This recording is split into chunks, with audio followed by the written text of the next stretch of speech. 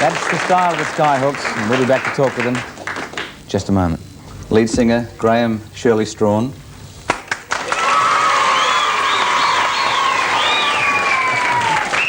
Singer, guitarist, songwriter, Greg McCainch. Singer, guitarist, Red Simons. Singer, drummer extraordinaire, Fred Strauchs. Singer, guitarist, Bob Starkey. Good evening, Australia. Now, I think those of you at home will understand that we have some fans of the Skyhooks in the audience. Yeah, I'm getting thrown a little wrong cameras, and I'm not accustomed to these audiences. I don't understand these fans. Melbourne, mate, that's Melbourne. You've just got a letter today from a couple of fans. I can't believe it, will you? We have the longest fan letter ever presented to a band in the world, I believe. It's 86 feet long, which is quite incredible. So I hope we make the Guinness Book of Records. I think we deserve it. It's got to be a Guinness Book of Records. It's got to be something. More importantly, it's got to tell us something about your fans. Shirley, why do they do stuff like this? I suppose it's because they like us, I suppose. Why you? Oh, well, I'm just part of the band, you know. Why the band? Right combination, doing the right thing at the right time with the right people backing you. Is that all? That's enough. And you get the reaction? Yeah. Apart from the fact we're good. Modest. But it's all for the love of music. And If we were to talk with a group of parents about Skyhooks and a group of young fans, we could almost think we're talking about two totally different groups, couldn't we? I mean, a lot of the parents don't exactly love you. You don't exactly hate us either. What about the sexual thing? You know, a lot of your fans are... Sounds like a personal 13, problem to me. 14. Well, let's check with the fans you've got here now. How many of you are 13 years of age? How many of you are dishonest? How many 14? So we've got 13 and 14-year-olds, and you sing about things like orgasms and masturbation. Oh, well, they probably know all about that. Yeah, see, the girl says, we're not naive. Do you ever feel any responsibility about that? Would it bother you if you thought that you did lead youngsters astray? Is orgasm and masturbation necessarily astray? That, I mean, we all do it, don't we? Wholesome. Come on. Go on. Tell the people in there. All right. Yeah, go on, do you? so you're out to shop. Oh, yeah. You're out to push. Is it part of the thing that if you get parents offside, you get some kids onside? No, that's a cheap trick. Do you do it? No. If you get some You parents... remember, it's the parents that give them the $4 to come along to your concerts, you see. Now, they only get paid a certain amount per week. Now, you know, like the chemists, well, that's part of the bill, but, you know, the rest of the money you've got to put away for the big concerts. If some parents came up to you and said, you know, I'm offended by the fact that you perform like this, your records are banned by responsible people, and my daughters are influenced, what would you say to them? Well, we're doing our job right, I suppose. Really? Oh, look, I've got 3 sisters, you know, like, How old? hang on, I'm 20. No, actually, one's 21, one's 19, one's 18. Now, you know, like If you had a 13-year-old sister, would you want to protect her a little bit or just expose her to whatever? Throw her out to the wolves. What would you do, really?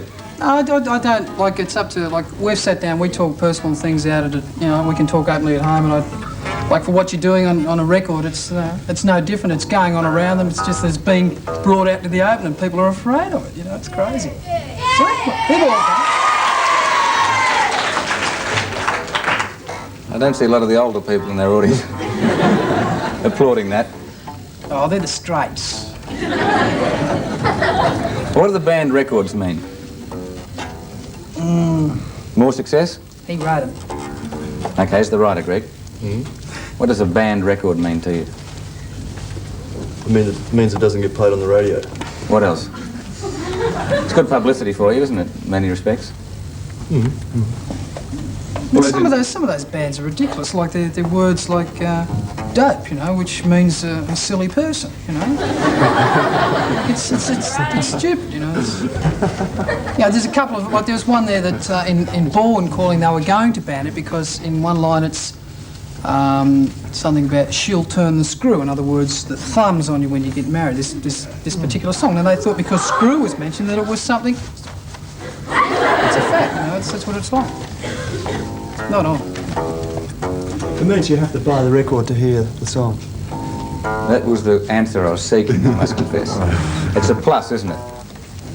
You have a few records banned and you put an LP and 5 tracks a band. That's good, isn't it? Commercially. Sure. Commercials.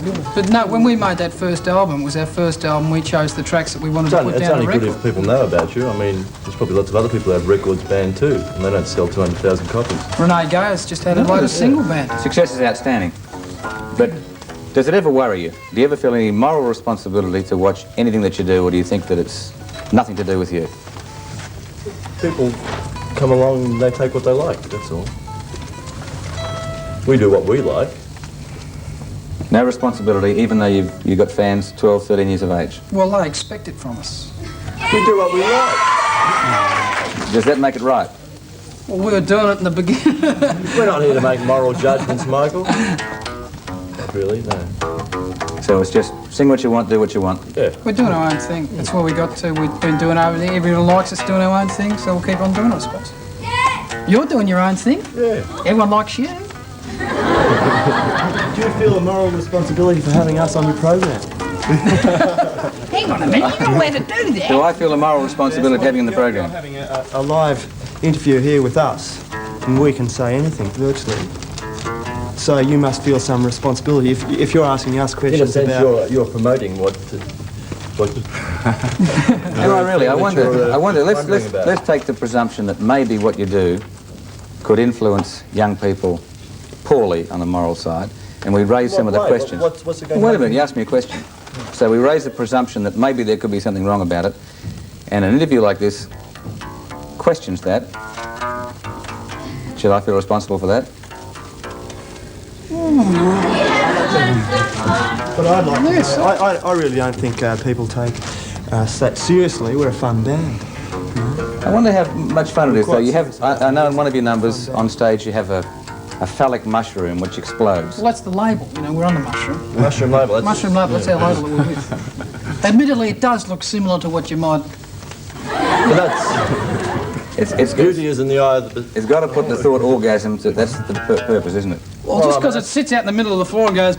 I mean, let's face it, orgasms. I mean, that's the reason we're all here. That's right. I think it's a bit cynical. Oh, of course it's a bit cynical. That's fun. We're not that serious. You know?